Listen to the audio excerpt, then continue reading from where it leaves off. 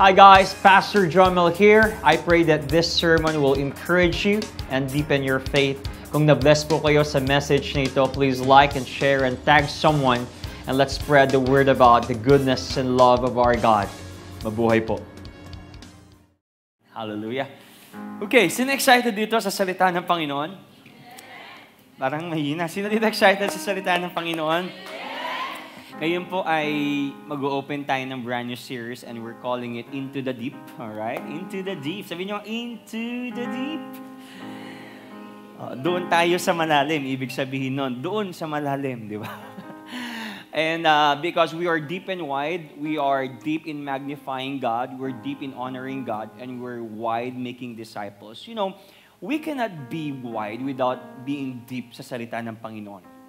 Hindi ko sinasabi na maging deep lang tayo forever. Our goal is to be wide through being deep. Alright? Kaya nga deep and wide. At sana mag-manifest yun sa buhay natin na, Lord, I will be deep in your word. I will deep in magnifying you, loving you, honoring you, serving you. That's why the result of being deep is to be wide.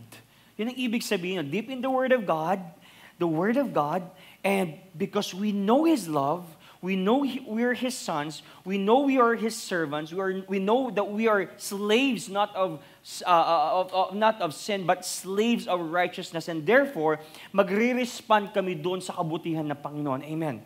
Kaya tayo'y maraming naabot sa campus. Marami tayong na-encourage. It's because we know God's love. Amen. If you don't know God's love, then how can you be wide in reaching? The reason we're reaching yung mga campuses and families and clans because we know God's love and we're sharing it to other people. Amen? So, ang goal nitong series na to, Into the Deep, is mas maging malalim tayo sa salita ng Panginoon. Mas maging excited tayo sa salita ng Panginoon. And by the way, itong series na to will run for 3 weeks. And sasabihin ko sa inyo, medyo malalim yung pag-uusapan natin. Okay? Kasi nung nakaraan, I laid the foundation of what grace is all about, the gospel of grace. But today, medyo lalaliman natin. Alam niyo ba yung sa Super Mario? Pag natapos mo na yung level 1, level 2 naman, mas malalim, mas mahirap. Alright? So, naniniwala ako na kung gusto mo magkaroon ng spiritual muscle, di ba? So, dito may spiritual muscle na. Alright? Yung iba may muscle lang sa ilong. Pero, spiritual muscle means lumalakas tayo at nagiging excited tayo. Kailangan natin laliman yung doktrina natin. Sabi ni Paul sa 1 Corinthians chapter 15 verse 34, think carefully about what is right and stop sinning, for to your shame I say that some of you don't know God at all. Look at this. He was correcting the church of Corinth. Kasi yung church of Corinth, ano-anong ginagawa? They're committing adultery, they're committing sexual immorality. Alam nyo kung ano ang punot dulo ng pag-commit ng immorality? It's because of the doctrine. Mali. Naakala nila, alam nyo ba ang Church of Corinth, naniniwala sila na meron kasing tinatawag dati na lugar, which is yung Aphrodite. Pag pumunta sila doon sa temple na yon at nakipag-sex sila sa mga priestesses, mas naliligtas daw sila at mas bibe-bless daw sila. Yun ang doctrine nila. Kaya si Paul, kinokorek niya yung church ng Corinth kayo, hindi kayo mabibless sa paggawa ng sexual immorality. So ang punot dulo dito is, Paul was reminding the church of Corinth to align the truth about the gospel and the resurrection of Christ. Sabi niya, stop sinning. Bakit? Meron pong doctrinal error. At yung doctrinal error na yon, nagli-lead sa kanilang maling ethical behavior. So ngayon, napakahalaga po ng doktrina. So, yes, maganda yung service natin, may program tayo, tumutugtog tayo dito, but more than these things, more than serving the Lord, do we know the doctrine? The doctrine of forgiveness, the doctrine of salvation, yun ang pag-uusapan natin, the doctrine of freedom. So, ang pag-uusapan natin ngayon, about forgiveness, about salvation. Gusto kong tanungin yung katabi mo. Tanungin yung katabi mo, nawawala pa ba yung kaligtasan mo? Kung nawawala ang kaligtasan mo, delegado tayo dyan. Or, kung hindi yun ang tanong, ito ang tanong, ligtas ka ba talaga? Amen. So ngayon, ang titignan natin ngayon is yung malalim na doktrina. Kasi naniniwala ko kapag naintindihan natin yung doktrina, that will lead us to right ethical behavior. Amen. Are you excited for this? And first week, pag-uusapan natin is about forgiveness. Forgiveness. The doctrine of forgiveness. That's why I want to bring you on this subject. Paid it all. Paid it all. Binayaran na lahat. Binayaran na lahat. Now, okay na kayo dyan sa message title, Paid it all. Nasulat nyo na. Okay, labas yung notebooks ninyo. Okay, picturean nyo niya. Paid it all. Ang sarap kapag paid it all na, no? All expense paid. Punta ka ng Korea, punta ka ng US. Pastor, sama ako ng Korea. Talaga? All expense paid dito. Ang sarap pumunta kapag alam mong walang babayaran. Di ba, hindi ka may ilang na, kasi minsan tayo, di ba, pag yung wala kang pera, Glenn, hindi ka mayabang eh. Hindi ako nililibre ni pastor, baka magrugo-rugo ako doon, nagkakalding ako doon. So whatever. Pero kapag alam mo, bro, sama ka lang. Ang kailangan mo lang dalhin ay yung faith mo. Lahat ng mga pagkain, libre ko. Airplane, bahay, yung milk tea natin, pati pang shopping mo kung bahala sa'yo. Hindi ka maiilang, tama? Why? Because the secret to living confidently and boldly is knowing that all your sins are forgiven. Tandaan nyo to. The secret, nakalagay po dyan, lalabas na dyan in 3, 2, 1, let's go. The secret to living confidently and boldly is knowing that all your sins are forgiven. Alam nyo, ang sarap makikain sa bahay ninyo nang hindi kayo magkaaway ng nanay nyo. Bakit? Hindi kayo nagkakailangan eh. Tuwalina, magaling magluto si Tita Alma. Pag inahiyan ka ng menudo, tapos medyo may tampuhan kayo, nahihiyang kumain, di ba? Alam mo, nakasimangot siya. Galit siya. Pero pag yung alam mong mahal na mahal ka ng nanay mo, binayaran ko yan, walang isip. Sa mga grupo, di ba? Ang sarap makipag-chokerahan, makipag-fellowship kapag walang ilangan. Bakit? Alam mo, walang something. Di ba? So, ganun din sa atin sa Panginoon. Hindi ka naiilang mag-serve sa Panginoon, hindi ka naiilang na magbasa ng Bible, mag-pray sa Panginoon kapag alam mo, lahat ng kasalanan mo pinatawad na. Period. So why sometimes we have the guilt, the shame, the fear, Lord, parang hindi ako deserving mag-serve.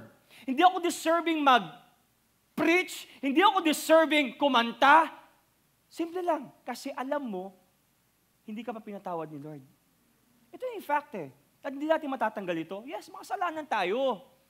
Do we commit mistakes? Yes. Do we commit sin? Yes. But here's the good thing. 2,000 years ago, all our sins ay pinako na sa cross. Yung past, yung present, at yung future. Hindi ko sinasabi na magkasala tayo at gamitin natin na lisensya natin yung para magkasala tayo. Ulitin ko, lahat ng nakatanggap ng grace ng Panginoon na empowered na to do good things. We are empowered not to sin more, kundi to sin no more. Amen. So ngayon, as a beloved child of God, si Lord hindi galit sa'yo. Alam ko, nagkamali tayo ng nakaraan. May mga problema tayo nung nakaraan. But I want you to know this, that all our sins have been judged and punished in the body of Jesus Christ at the cross. It is finished na nga eh.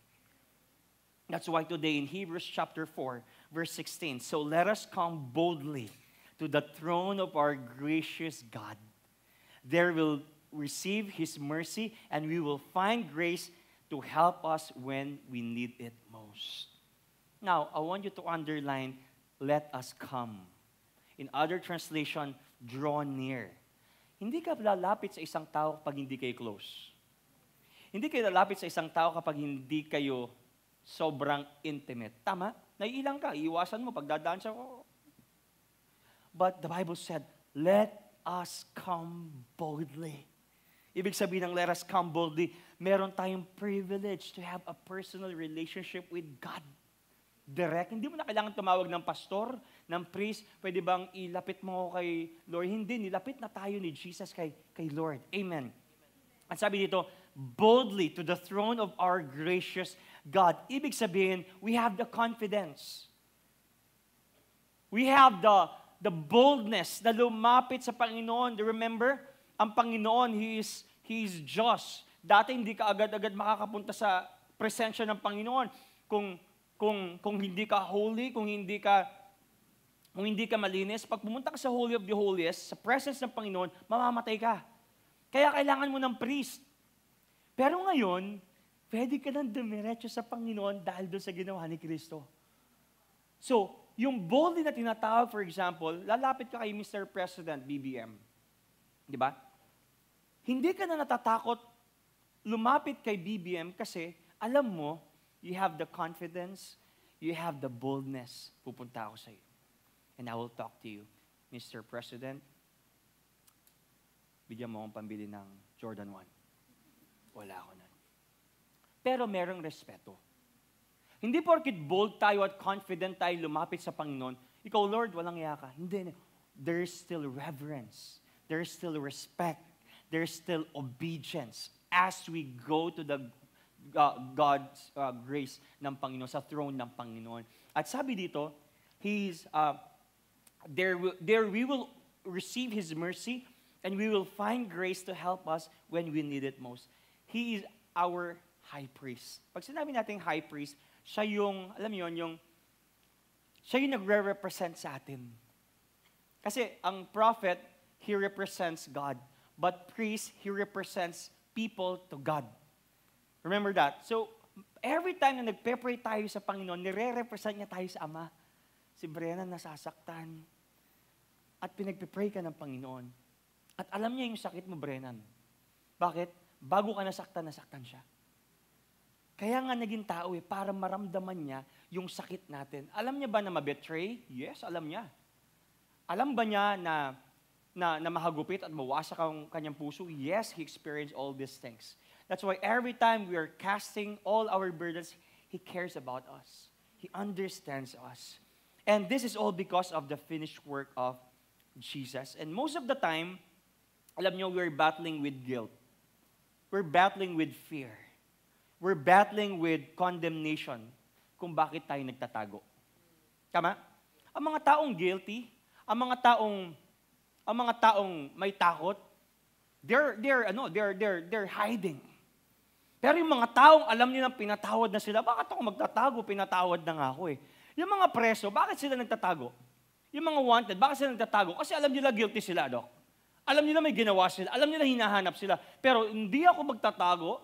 Hindi ako, lalabas ako sa lungga ko. Lalabas ako dito kasi I know I'm already forgiven. Tama?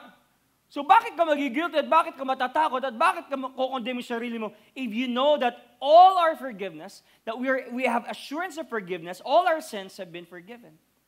Have to get out. Remember the leprosy? Naunawaan niya yung grace ng Panginoon.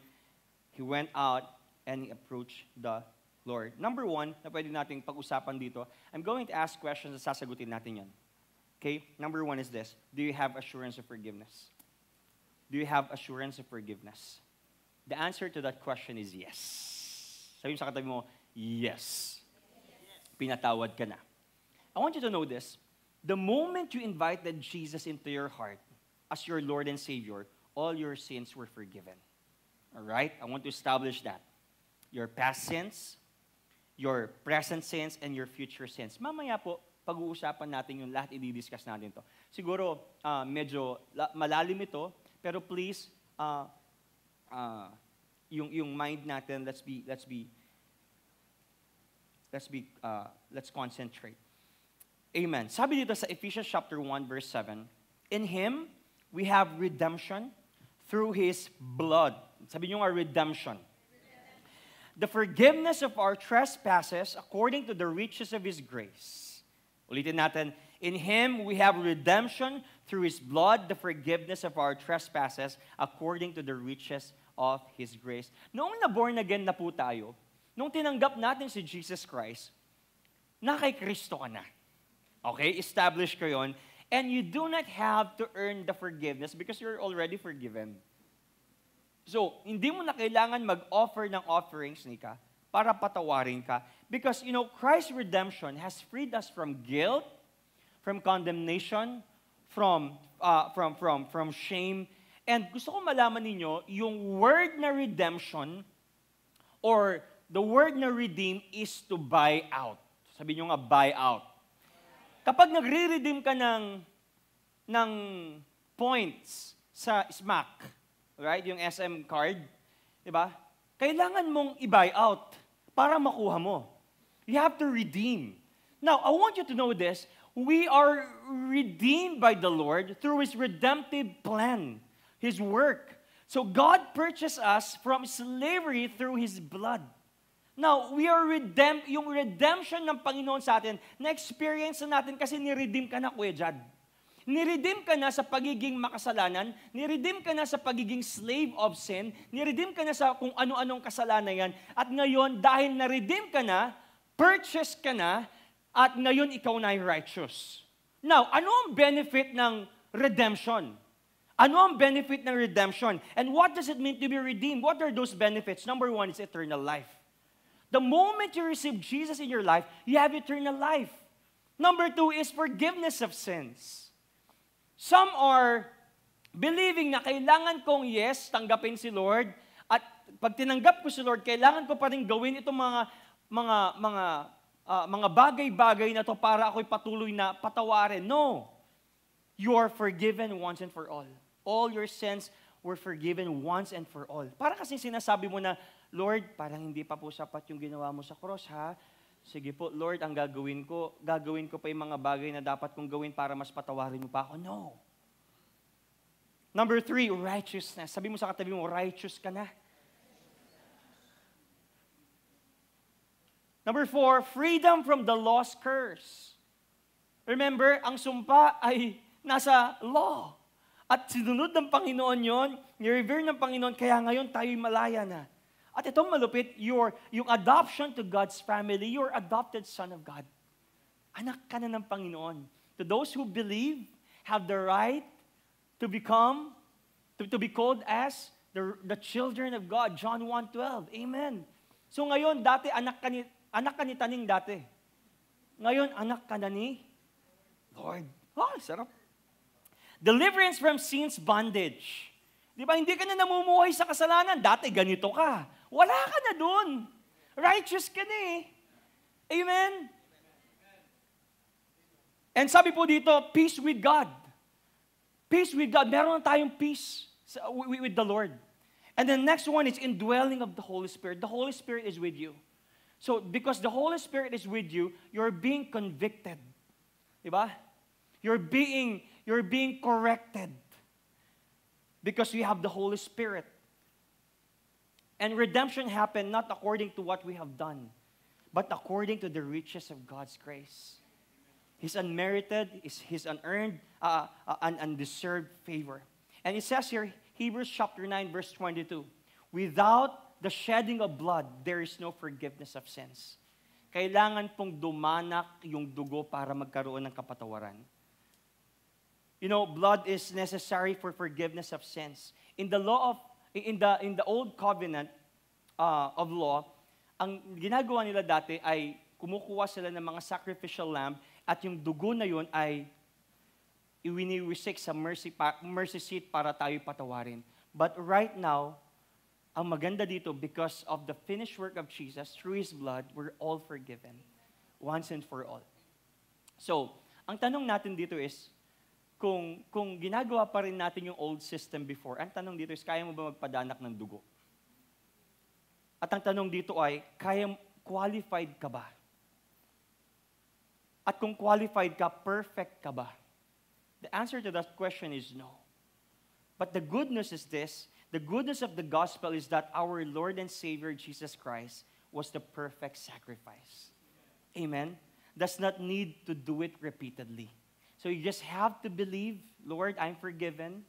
Lord, I'm righteous. Lord, I'm good sa iyong paningin. That's why sabi ni David sa Romans 4:7 and 8, sabi niya, oh, what joy for those whose disobedience is forgiven. Sarap. Whose sins are put out of sight. Yes, what joy for those whose record the Lord has cleared of sin. Di ba ang saya kapag yung may kapatawaran? Tama. Pag alam mo na pinatawad ka, masaya ka. The Lord has cleared sin, the Bible said. Gagraduate na kayo, Mika. Di ba? Anong unang gagawin ninyo? Magpapa-clearance kayo sa mga professors, teachers ninyo. Sir Francis, Sir Tony, please pakipirmahan to for clearance. Or okay sa canteen, di ba? Si Tita Bebot. O kung wala kayong utang doon. Nabayaran nyo na lahat ng utang. Submit nyo na lahat ng thesis. Submit nyo na lahat ng mga defense ninyo. Lahat na okay na. Ibig sabihin, you're cleared. And you're ready to go to college. Amen? So, sa atin dito, ang saya, may joy. Diba? May saya kapag yung, alam mo that you're cleared, you know that you're forgiven, you know that you're cleansed by the blood of Jesus. And, sometimes when believers doubt their forgiveness, it can cause insecurities. It can cause fears.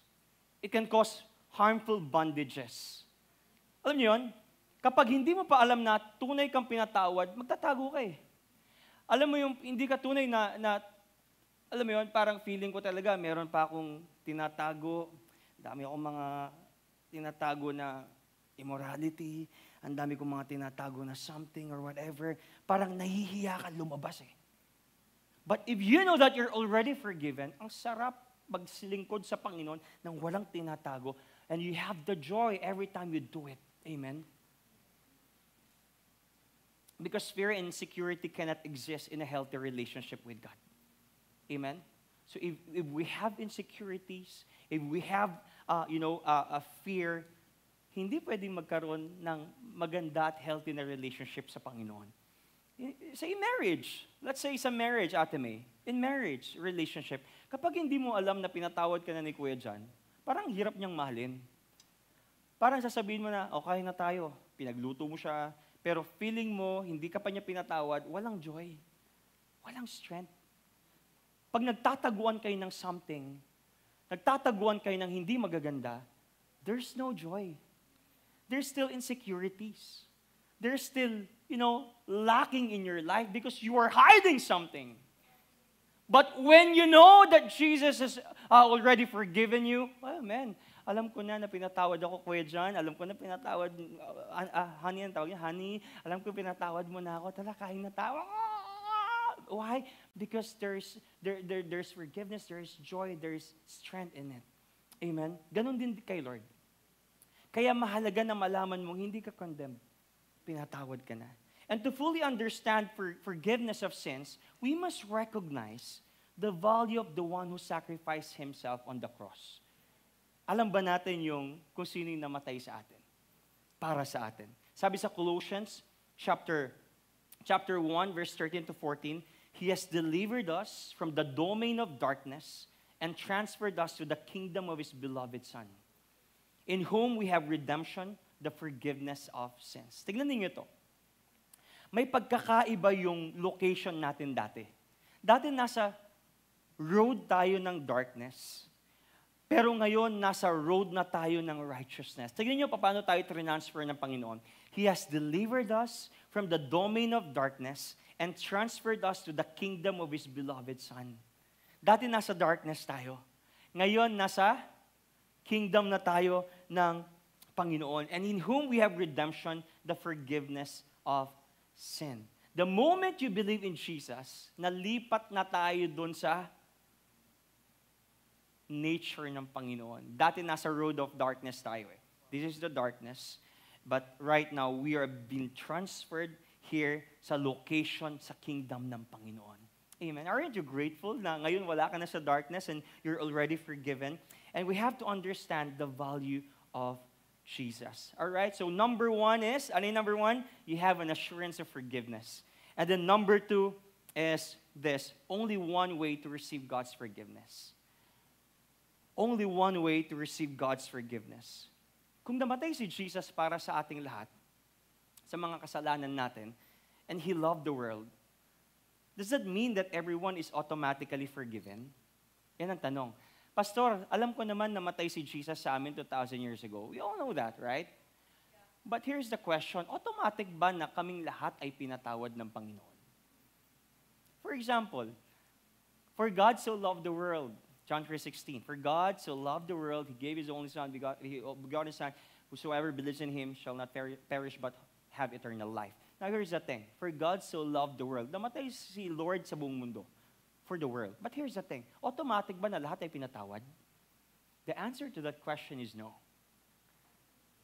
The answer to that question is no. Namatay si Jesus para sa kasalanan ng mundo. But we have to remember this, para ma-receive mo yung forgiveness at yung salvation, you have to believe. Here's the thing, Romans 10:9, because if you confess with your mouth that Jesus is Lord and believe in your heart that God raised Him from the dead, you will be saved. I want you to underline this, confess with your mouth. Now, yung confess with your mouth, it's not mere words. I honor the Lord, I love the Lord, pero hindi mo naman talaga ina-absorb at hindi mo naman talaga minimin at hindi naman talaga genuine sa'yo. Lord, I love you, Lord, I honor you, pero hindi nagmamanifest sa buhay mo. Now, kung bakit mo kino-confess yung santan, dahil it's from inward to outward. Sasabihin ko kay Doc, I love you. Pero hindi naman talaga kita ino-honor. Pinabastos kita, kung ano-anong ginagawa ko sa'yo. Yes, pwede ko sabihin na I love you, Doc, pero hindi ko naman talaga minimin. But every time I say this, Lord, I love you. Jesus, I love you. Lord, I honor you. Then, you will confess it. From heart to mouth. Kaya nga puso at nguso eh. Because from inward to outward. It's not just mere words. Kasi pwede natin sabihin na, Lord, I honor you. Kaya I doubt, yung mga Christian na nagsasabi ng Lord, praise the Lord, praise the Lord. Tapos kung ano-anong ginagawa, I doubt if they really honor the Lord as their Savior and Lord. And it says here, God raised Him from the dead. O ulitin ko, hindi lang po yun pag sumunod ka sa prayer ay ligtas ka na. Ulitin mo ko, Lord, sulat niyo pong pangalan ko sa aklat ng buhay. Pwede nating sabihin yun nang hindi nalaga natin ino-honor at hindi tayo sincere. Ang sinasabi dito na confess with your mouth that Jesus is Lord, it means from inward. Lord, I honor you. Lord, I love you. Lord, I love your word. I trust your word so that I will confess that with my mouth that Jesus is Lord. And I believe in your heart that God raised from the dead, you will be saved. Sabi dito, God raised Him from the dead. Here's the thing. Hindi ibig sabihin na naniwala ka sa single event. Di ba nagpapa-campus festival tayo? Look at this. Bigyan ko kayo ng example. Nagpapa-campus festival tayo. Nag-evangelism tayo. Sino dito gustong tanggapin si Lord? Of course, taasan ng kamay, di ba? Tapos lalapit sila for altar call. Okay, gayahin nyo yung sasabihin ko. Ay, tinatanggap kita bilang aking Panginoon. But here's the question. Naintindihan ba talaga at naunawaan ba talaga na namatay si Lord para sa kanila? Because salvation, because you know, yung tinatawag natin confessing with our mouth, it's not just a single event. It's not, yes, nalaman natin na, ito yung sinasabi ng Hebrews 6, marami ang nakarinig, maraming nakarinig, pero nagpatuloy sa kasalanan. At yun ang sinasabi nila, nawawala yung kaligtasan. No. In the first place, hindi talaga nila tananggap yung salita ng Panginoon, narinig lang nila. Kaya hindi nagpatuloy.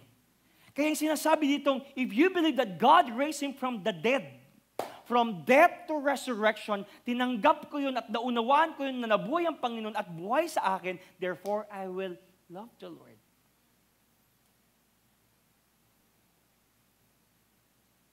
And that is saving faith. Kasi pwede nating sabihin na tinanggap ko si Lord, connected ako sa D-group, naglilingkod ako dito, pero hindi talaga natin naintindihan na nabuhay ang Panginoon. But if we don't understand that, that is not a saving faith. Romans 10, for with the heart, one believes and is justified, and with the mouth, one confesses and is saved. So remember this, saving faith ay hindi lang intellectual, but deep inward trust kay Lord. And if we know God's word, Lord, I know your word, then I put it in my heart, then I will apply it, I will love you, then that is saving faith.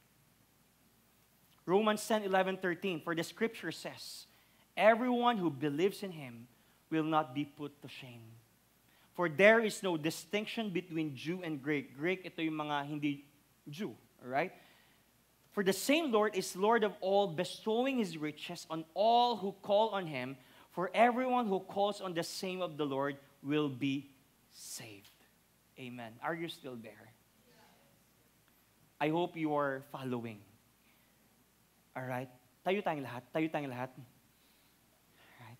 Seminar type tayo ngayon. Okay? Okay, upo na kayo. Thank you so much. Hallelujah.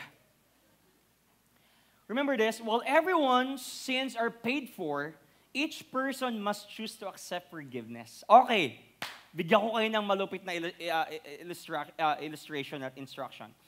Ganito, for example, nagsabi si Mayor may ayuda. Kasi inaantok kayo kasi doktrina. Medyo tulugan nyo talaga ako pag doktrina. Pero dodoktrinahan ko kayo. Sabi ni Mayor, guys, merong ayuda 10,000 pesos. Sarap, di ba? Ngayon, here's the thing. Sa 100,000 na tao sa paniki, sinabi yon. Ngayon ang tanong, sabi ni Mayor, paano po makukuha ito? Punta kayo sa munisipyo, i-claim nyo kay ganito, kay Madam Jing. I-claim kay Madam Jing. Right? Here's the thing, narinig mo. Pero hindi ka pumunta doon. Matatanggap mo ba yung 10,000? That's it. Jesus died for our sins. But if you did not accept Jesus as your Lord and Savior, you will not receive the forgiveness and salvation from the Lord. Kaya hindi totoo yung universalist, pinatawad ka na, maniwala ka o hindi. Hindi totoo yun. Kailangan mo munang maniwala. The condition is this. The condition is you have to believe that you are already forgiven doon sa finished work ng Panginoon. Kaya nga, you have to confess it with your mouth that Jesus is your Lord and He died and resurrected after 3 days. Kaya maling sinasabi na automatic tayong pinapatawad without accepting Jesus as our Lord and Savior. Jesus is the only way to salvation. Number 3, are you still there? Patatayuin ko kayo ulit. Okay. Number 3, how do you know your sins are forgiven? Okay? Guys, para at least mas gumaling tayo, mas lumalim tayo. How do you know your sins are forgiven? How do you know your sins are forgiven? 1 Corinthians chapter 15, verse 17, if Christ has not been raised, your faith is futile and you're still in your sins. Alright, gusto ko malaman ninyo to. Para magkaroon tayo ng assurance na talagang pinatawad tayo ng Panginoon. Sabi ni Paul, if Christ ay hindi nabuhay muli after 3 days, your faith is futile and you are still in your sins. Look at this. 2,000 years ago, Jesus died. At nung namatay si Jesus dito, nagkaroon ng substitutionary sin. Yung kasalanan ni Jad, kasalanan ni Kuya Glenn ay inako ni Jesus at si Jesus na walang kasalanan ay naging kasalanan. Nilagay lahat niya dito. Alright? But here's the thing. Ang resibo ng pagbayad ng kasalanan natin ay nung nabuhay si Jesus. Kung hindi nabuhay si Jesus, Kaiser, walang resibo. Parang ganito yan. Sasabihin mo, nagbayad na ako ng tuition ko. Resibo, akin na. Meron kang ipapakita, sasabihin na, bayad na ako, Ma'am Net. Tignan mo, fully paid na ako. Yes, binayaran yung tuition fee mo, but it needed to show the receipt. Kaya yung pagkabuhay ni Jesus Christ, yun yung resibo na, lahat ng kasalanan ko ay pinatawad at kinuha na ng Panginoon. Kaya napaka-mapakapangyarihan nung part na namatay si Lord, tapos nabuhay after 3 days. Guys, pag hindi nabuhay si Jesus Christ after 3 days, nakalagay dito, our faith is futile. Alam niyo yung futile? Walang kwenta. Useless. So, let's not just preach about namatay si Lord para sa iyo, Kuya Jason. But let's also preach, but after 3 days, He died, He resurrected from the grave, proving that all our sins were forgiven. Amen. Now, gusto ko kayong tanungin, si Kristo ba nabuhay? Yes or no? Absolutely yes. Remember this, Jesus' resurrection is the living proof that all your sins have been completely and totally forgiven. Ang sarap, di ba? You cannot preach grace without preaching the resurrected Christ. We have to preach it both, Ate Carla. Every time we go to campuses, huwag lang natin sabihin na namatay. Namatay pala siya, no? After niyang namatay, ano kayo nangyari? Nabuhay muli si Jesus Christ. Sabi dito, Ephesians chapter 2, verse 4 to 9, but God, being rich in mercy, because of the great love with which He loved us, even when we were dead in our trespasses, who made us alive together with Christ. By grace you have been saved, and raised us up with Him and seated us with Him in the heavenly places in Christ Jesus, so that in the coming ages He might show the immeasurable riches of His grace and kindness toward us in Christ Jesus. Look at this. For by grace you have been saved through faith, and this is not your own doing. It is the gift of God, not a result of works, so that no one may boast. You know, our forgiveness ay hindi po nakadepende sa ginagawa natin. Para walang magyabang. Kasi may condition, here's the thing. Ang kondisyon natin para tayo maligtas, simple lang, maniwala. Pero hindi nakadepende sa gawa natin para tayo patawarin pa or tayo maligtas at i-maintain yung kaligtasan natin. Hindi nakadepende sa gawa natin. It's about ang condition lang na hinihingi ng Panginoon is this, you just have to believe. And I think the simplest thing to do to purchase is to believe. Because when you believe, you will do something na pinapagawa sa atin ng Panginoon. And through faith in Jesus' finished work at the cross, we have received the gift of salvation. Look at this, the gift of salvation. Ang gift po ay hindi po ito minamanupla, hindi po ito hinihingi, hindi ito pinagmamakaawan. Sabihin mo, Jason, regaluhan mo naman ako ng sapatos. Meron bang ganon? Hindi regalo yun. Pamimilit yun. But gift is initiative. Gift is grace, unmerited, undeserved, hindi natin deserve, pero binigay ng Panginoon. That is what we call gift. Now, here's the thing. Pastor Joms, I don't deserve it. Tama ka. Sabi mo sa katabi mo, tama ka, hindi mo deserve yun. We deserve punishment. We deserve hell. Kaya ang ginawa ni Jesus, kinuha ni Jesus ang kasalanan, and that is what we call grace. Now, always remember this. How are we saved? How are we saved? Simple lang, by grace through faith. Anong nauna? Grace or faith? Grace. May biyaya muna kung bakit tayo naniwala. Whew. How have all your sins have been forgiven? By grace through faith. How have you been righteous? How have you been made righteous? By grace through faith. And that's the foundation of our faith. By His grace. We don't earn our forgiveness and salvation, but through God's grace, we're all forgiven and we're all saved when we believe. Amen.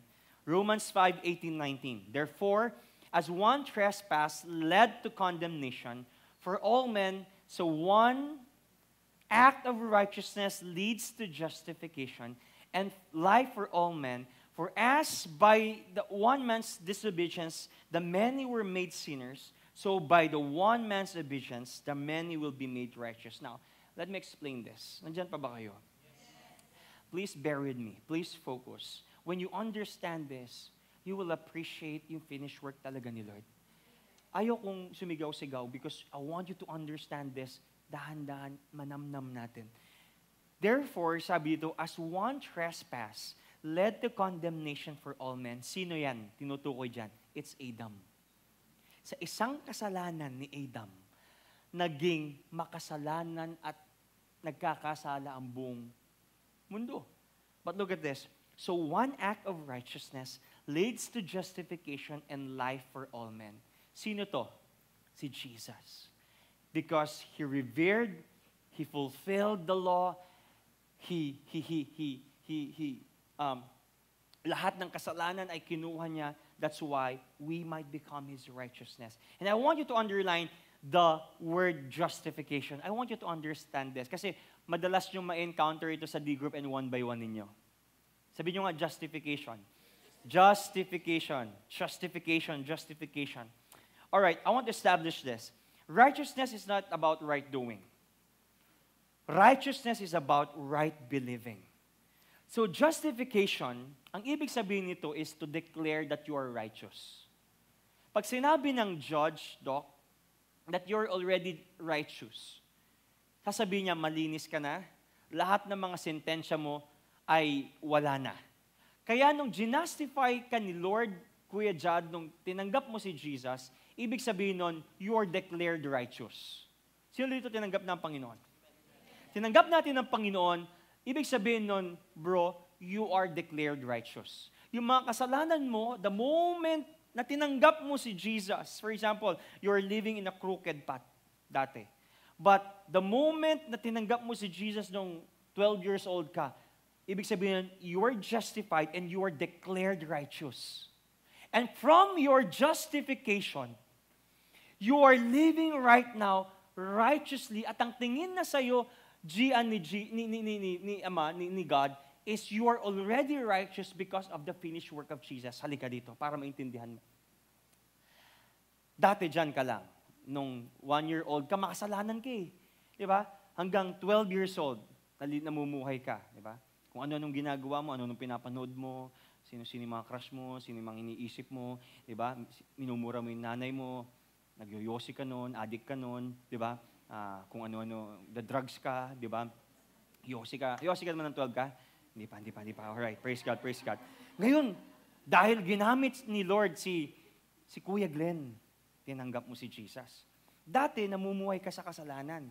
Crooked path. Pero nung preach sa'yo ni Kuya Glenn yung gospel, at naniwala ka doon sa ginawa ni Kristo sa'yo on the cross 2,000 years ago, you are justified. Ibig sabihin nun, declared righteous ka na. Now, dahil declared righteous ka na, tingin na sa'yo ni Ama ay righteous. For example lang, ako si Jesus. Ngayon, kahit na magkasala ka, dahil sabi sa Colossians 3, tinago tayo ng Panginoon sa kanyang likuran, tama? Ang nakikita na ng Ama, Kuya Jad, kunwari ikaw yung Ama, sinong nakikita mo? Si Jomel, di ba? Nakikita mo na si Jesus. Hindi na yung makasalanan na Gian.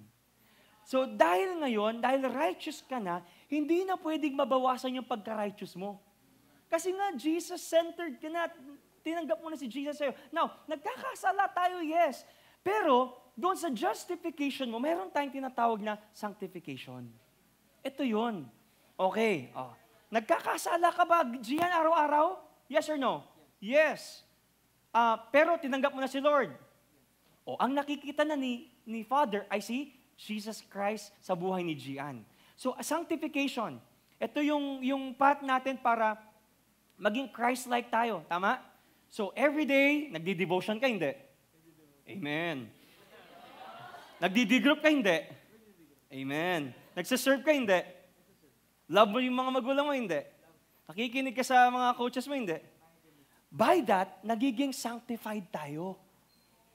Pero, nagkakasala pa rin tayo. Pero, tingin sa'yo ni Lord, you are positionally righteous. Pero hindi pa tayo practically holy. Sino-sino pa rin minsan sinachat natin. Di ba? Crush pa rin natin si ganito. O tapos, minumura mo pa rin yung leader mo. Ay, hindi naman. Di ba? Kung ano-ano ginagawa mo. Pero, balik tayo dun sa justification mo. Justification. Sa justification, from there, ito yung tinatawag nating sanctification. You are being sanctified. Magkaiba ang righteousness at holiness. Ang righteousness, yung ginawa ni Kristo sa'yo. Yung holiness is nagiging holy ka lalo kapag nasasanctify ka. Kasi dati nagmumura ka, pero nakita mo na, hindi pala maganda nagmumura, sabi ng Bible, hindi ka na nagmumura. Mas nagiging holy ka. Okay? Diyan ka lang. Okay, tama na. Nawiwirduhan na sila. Alright? Yun yung ginawa sa atin ni Kristo. Amen? So kapag naintindihan niyo yun, bakit ako matatakot at bakit ako mai-insecure mag-serve sa Panginoon? Pinatawad na ako ni Lord nung tinanggap ko siya eh. Amen. Justification is we are declared righteous, not guilty, before God and treated as holy by God. So the real transformation toward holiness is this. In a person happens through a process called sanctification. Yung sanctification is the moment na tinanggap mo si Jesus, bro. Pero yung sanctification, ito yung ongoing progress. Ito yung progressive. Nag-attend kayo ng church.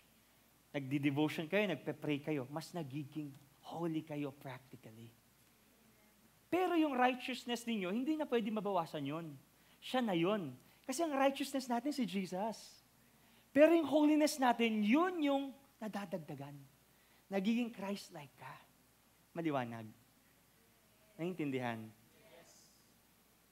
So you become righteous in God's eyes by placing your faith in Christ and His sacrifice for you. Remember this. Justification is Jesus removing all sins, guilt, and penalty and declaring us righteous through His shed blood. Kaya pag sinabi kang, bro, ang righteous mo, totoo yun. Pero yung holy, medyo hindi pa. Diba? Kailangan pa natin mas masanctify. So our righteousness and justification from all sins come through Jesus' obedience. Amen. Naiintindihan? Alright? Mala teacher ako ngayon. Jomel D. LPT ako ngayon. Okay? Hindi ako Pastor Jomel ngayon. I'm a teacher right now. Okay? Number 4. Are you still there? Tatayuin ko kayo ulit. Okay? How can future sins be forgiven? Ayan. Magandang usapin ito. Ready ba kayo dyan?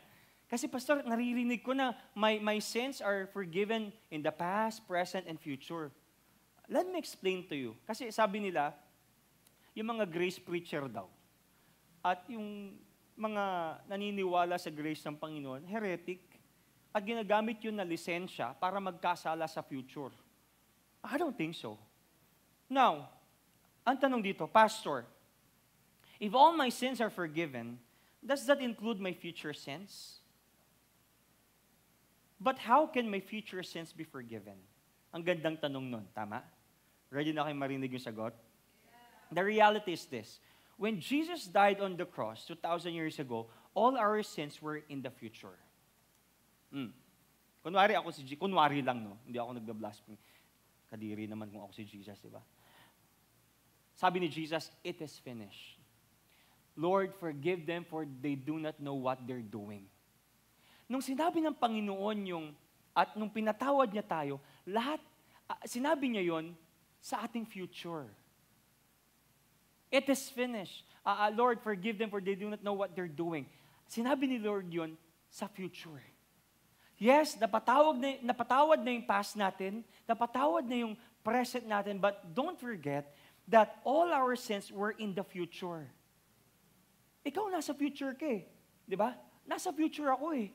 Di ba? 2,000 years ago, namatay si Jesus, sabi niya, Mel, nakita na kita at pinatawad kita. Nasa future ka o nasa present during that time? Future. So, nung sinabi ng Panginoon yun, future niya sinasabi. Sabi nila, wala daw sa scripture na nagsasabi na pinatawad din ang future sins natin. Ang tinuturo nila, they teach that when we receive Jesus, all our past sins are forgiven, but our futures are only forgiven as we confess them and ask God for forgiveness. Now, I want to explain this. Okay, nandiyan pa ba kayo? Nandiyan pa kayo? Nandiyan pa ba kayo, class? Alright, nandiyan pa ba kayo? Okay, Pastor, paano naman yung sinasabi natin 1 John 1:9? Let me explain this. 1 John 1:9, if we confess our sins, He is faithful and just to forgive us our sins and to cleanse us from all unrighteousness. Here's the thing. Magkaiba yung Ephesians chapter 1 verse 6 to 8 at 1 John 1:9. Okay, basahin nyo to. Yung sinasabi doon sa sa Ephesians chapter 1, verse 6 to 8, it's all about positional forgiveness. Once and for all, kinuha na ni Lord yung kasalanan. Pero itong 1 John 1:9, it talks about relational and familial forgiveness. Let me explain this. Doc, anak tayo ni Bishop. Di ba? Anak niya tayo, hindi. Anak niya tayo. Pag nagkasala ka ba, itatakwil ba niya tayo bilang anak niya? I don't think so. Kahit na itakwil tayo, anak pa rin niya tayo eh. Pero hindi gagawin yun ni Bishop. Kasi anak niya nga kami eh. But here's the thing. Lahat ng mga kalokohan mo, anak, okay na yun, tinanggap kita. But here's the thing. Yung sinasabi ng 1 John 1:9 is this. Familial and relational forgiveness. Kunwari, nangupit tayo kay Bishop, 10 pesos. Ngayon, ang sasabihin natin, Bishop, nangupit po kami ni Doc ng 10 pesos, hati po kami doon. Sinabi namin sa kanya kasi honest kami sa kanya. Now, bakit tayo nagiging honest sa Panginoon? Kasi gusto natin na mas maging deeper pa yung relationship natin sa Panginoon. But it doesn't mean na nawawala yung forgiveness natin. Do you get that? So, sabi dito, if we confess, pakita mo nga, if we confess, ang ibig sabihin ng if we confess, in Greek meaning homologeo. Homologeo meaning acknowledging. Lord, may nagawa po akong kasalanan. Ina-acknowledge ko po yun. At every time na ina-acknowledge mo yun, mas nagiging close kayo ni Lord. Hindi ito mas pinapatawad ka ni Lord. So this one talks about relational, not positional forgiveness. Sabi pa dito, confession is made, give thanks, and promise, Lord. Thank you kasi alam ko naman pinatawad mo na ako, but I acknowledge may na ako sa part na ganito. Do you get that? So hindi to, Lord, patawarin mo ako, magsasacrifice ako ulit, gagaling ako sa ministry, magdi-devotion ako. No, it's not about, you're already forgiven. You just have to acknowledge it. Pero maganda bang ina-acknowledge natin yung kasalanan natin? Yes. Parang sinasabi mo kasi kay Lord, Lord, nagkamali po ako and I honor our relationship. Please, teach me how to live in purity. Amen. So, hindi tayo nagko-confess kasi back to zero ang forgiveness natin. Okay? For example, nagkasala ako. Okay, for example, nan-chicks ako. Nan-chicks ako. Di ba? May asawa na ako, tapos nan-chicks ako. Tapos, sabihin ko, Lord, patawarin mo ako, pagsising ko na ito, mamatay kayo ulit sa ano. Hindi, pinatawad ka na eh. So you just have to confess it, Lord. I confess it. I'm so sorry. Lord, I honor our relationship. Please teach me how to live in purity. Hindi ka back to zero na pinatawad. You have to just to acknowledge your mistake, your sin. Amen. Are you still there?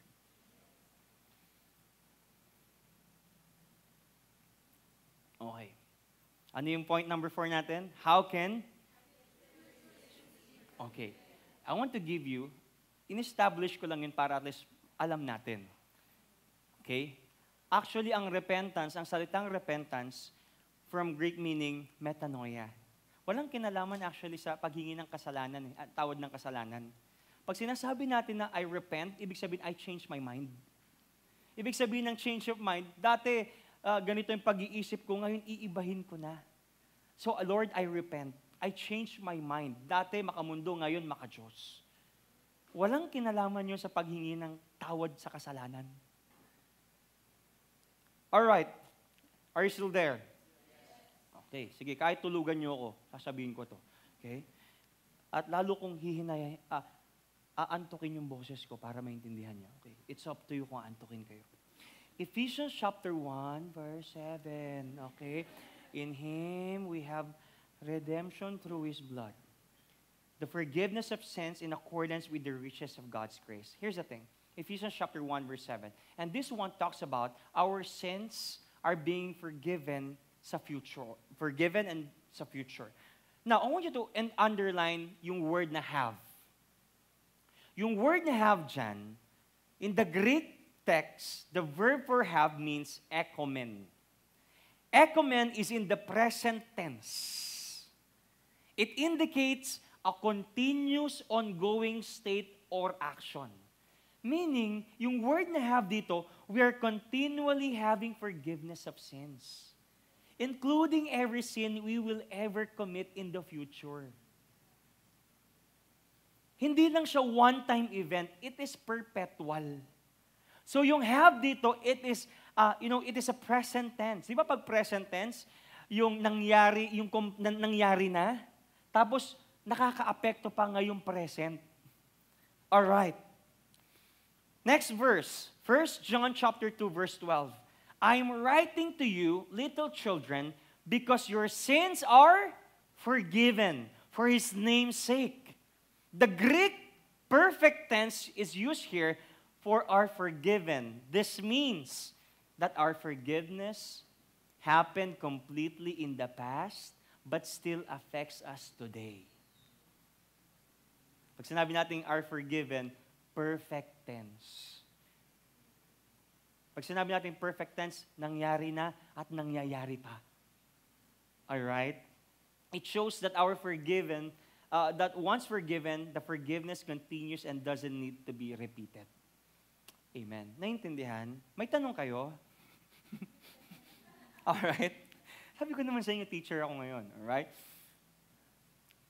Remember this, God's forgiveness is available to you and will continue in your future. Amen? Sino dito gusto yan? Uy, kasarap. Colossians 2, chapter 2, verse 13 to 14. You were dead because of your sins, and because your sinful nature was not yet cut away. Then God made you alive in Christ, for He forgave all our sins. He canceled the record of the charges against us and took it away by nailing it to the cross. Jesus forgave all our sins. Now, yung word na all dito, in the above scripture, is the Greek pas. P-A-S. Hindi ako yon. Pas. Meaning, every kind of sin, every variety of sin, and includes everything or every person mentioned. So, lahat ng pinatawad natin, lahat ng mga kasalanan at karumihan natin, ay kinuha ng Panginoon, walang ligtas. Kasi pag hindi pinatawad ni Lord, lahat ng kasalanan natin, kulang yung ginawa niya sa cross. Anong gagawin natin, Lord? Baba ka ulit, tapos mamatay ka ulit sa mga kasalanan kasi hindi pa kompleto eh. Di ba? Kaya every time na sinasabi natin, Lord, gusto kong i-maintain yung salvation ko at yung forgiveness ko, parang sinasabi, Lord, kulang yung ginawa mo sa akin. And that is an insult. That is blasphemy. Because once and for all, He died for all our sins. Sabi dito, ang linaw eh, forgave all our sins. Yung all means past, in every kind, in every variety. Hebrews chapter 10, verse 11 to 14. And every priest stands daily at his service, offering repeatedly the same sacrifices, which can never take away sins. But when Christ had offered all time a single sacrifice for sins, He sat down at the right hand of God, waiting from that time until His enemies should be made a footstool for His feet. By a single offering, He has perfected for all time those who are being sanctified. Now, according to this scripture, as a believer, gusto ko yung tanungin, for how long are you perfected? The answer to that question is forever. Amen? Because how can you be perfected forever if your future sins are not forgiven? So, ibig sabihin, you are perfect in the eyes of the Lord. Because why? He is an overpayment. He is an overpayment for all our sins. Ang sarap. Now, let me end with this illustration because wala na akong time. Siguro magkaroon tayo ng part 2 about forgiveness. Ang ganda nito, tinuturo yung doctrine na magiging 4 weeks ang ating series. Alright? Tutuloy natin. Here's the thing. He's an overpayment for all our sins. Gian, alika ulit dito. For example, Kuya Gian, Meron kang utang na 1 million pesos. 1 million pesos. Ang laki nun. At ngayon ikaw, hindi mo kayang bayaran yun kasi wala ka pang trabaho. Mababaliw ka. May stress ka. Pero ang sabi sa'yo ng Panginoon, bro, ako na magbabayad sa 1 million pesos. At ito ang gagawin ko. Can I get your bank account? Get your bank account. And check your bank account. Nag-deposit ako doon ng 1 googol pesos. Alam niyo yung googol? Yung limitless na zero pera. Or sabihin natin para maintindihan natin, sige, 3 billion pesos. Sobra-sobra dun sa utang mo. Yun ang dineposit sa'yo. Na kahit magkasala ka or magkautang ka in the future, meron kang gagastusin at cover yung utang mo in the future. Jesus is an overpayment for all our sins. That's why, ang kailangan lang natin gawin is hindi ito i-earn, hindi ito i-acquire. We just have to believe that God really deposited yung pera na pambayad mo ng utang. So Jesus is an overpayment for all our sins. Kaya every time we look doon sa cross, every time we look doon sa ginawa ng Panginoon sa atin 2,000 years ago, I just have to believe, I just have to honor, I just have to embrace yung forgiveness ng Panginoon sa akin. Why? Because Jesus, He is an overpayment for all my sins. Amen. Amen. Can I invite you to please all rise? Thank you so much.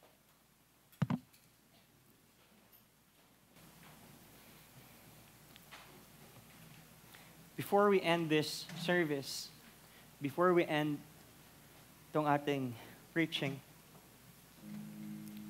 how do you honor the Lord dun sa finished work niya 2,000 years ago?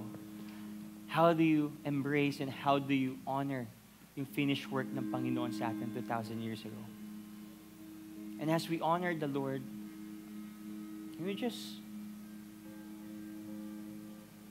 be reminded na, Lord, I'm already forgiven. Lord, right now I have the boldness and I have the confidence, Lord, to come doon po, Panginoon, sa throne of our gracious God. That right now I don't have the fear, I don't have the insecurity, I don't have anything na nangihila sa akin, Panginoon. How do you honor that? How do you respond to that? Can you just bow your heads and close your eyes?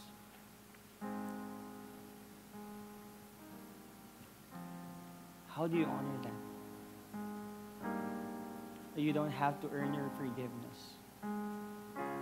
You don't have to sacrifice because you are the living sacrifice. And God made you righteous through the finished work of Jesus. Can we just honor that? Can we just honor that? Because when you understand that forgiveness, you are free to reign in life. You're free to reign in serving the Lord, loving the people, loving the family, in loving the ministry.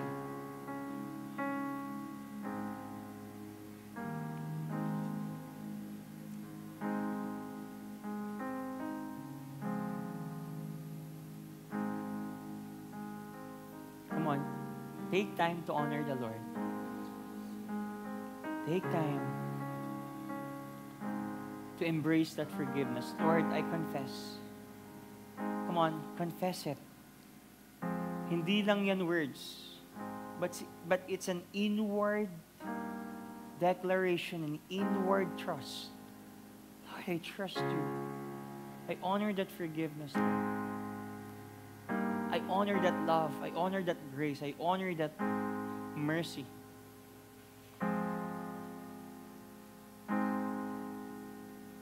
In Jesus' name.